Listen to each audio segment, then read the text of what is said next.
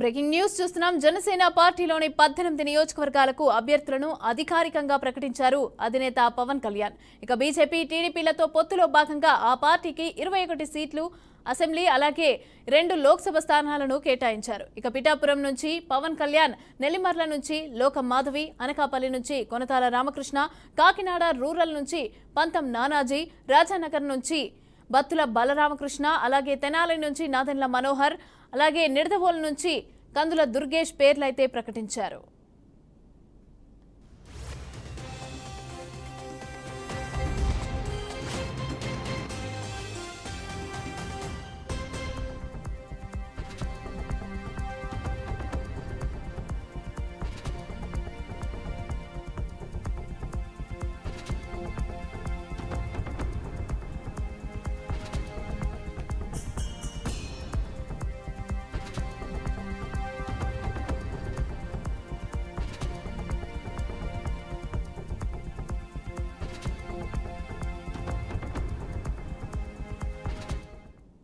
జనసేన పార్టీలోని 18 నియోజకవర్గాలకు అభ్యర్థులను అధికారికంగా ప్రకటించారు అధినేత పవన్ కళ్యాణ్. ఇక బీజేపీ టీడీపీతో పొత్తులో భాగంగా ఆ పార్టీకి 21 అసెంబ్లీ అలాగే 2 లోక్సభ స్థానాలను కేటాయించారు. పిఠాపురం నుంచి పవన్ కళ్యాణ్, నెల్లిమర్ల నుంచి లోకం మాధవి, అనకాపల్లి నుంచి కొనతాల రామకృష్ణ, అలాగే కాకినాడ రూరల్ నుంచి పంతం నానాజీ, రాజానగరం నుంచి బత్తుల బలరామకృష్ణ, అలాగే తెనాలి నుంచి నాదెండ్ల మనోహర్, నిడదవోలు నుంచి కందుల దుర్గేష్ పేర్లు ప్రకటించారు.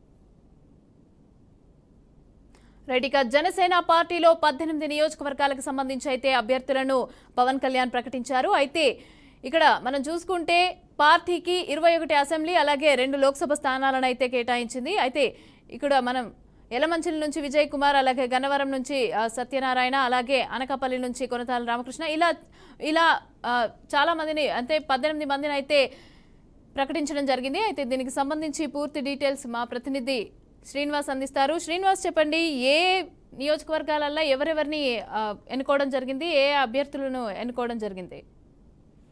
మమత, ఈ రోజు జనసేన పార్టీకి సంబంధించి 2వ విడత లిస్టు అంటే అసెంబ్లీ నియోజకవర్గాలకు సంబంధించి పోటీ చేసే అభ్యర్థుల జాబితాను అధికారికంగా వెల్లడించడం జరిగింది.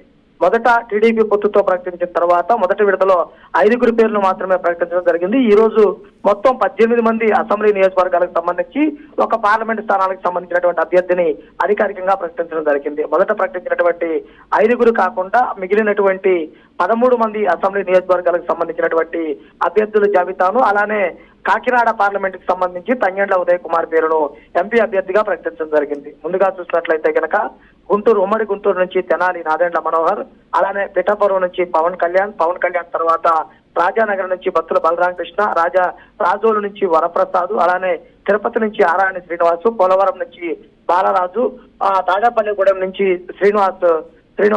బొలిశెట్టి శ్రీనివాసు, వారితో పాటు చూసుకున్నట్లయితే కనుక నరసాపురం నుంచి బొమ్మిడి నాయకర్, అలానే అక్కడ ఈ ప్రాంతాలలో ఏదైతే కాకినాడ రూరల్ నుంచి పంతం నానాజీ, అనకాపల్లి నుంచి కొడదల రామకృష్ణ, యలమంచిల నుంచి సుందరపు విజయ్ కుమార్, ఇలా మొత్తం 18 మంది నియోజకవర్గాలకు సంబంధించినటువంటి అభ్యర్థులను, ఎమ్మెల్యే అభ్యర్థులను అధికారికంగా ప్రకటించడం జరిగింది.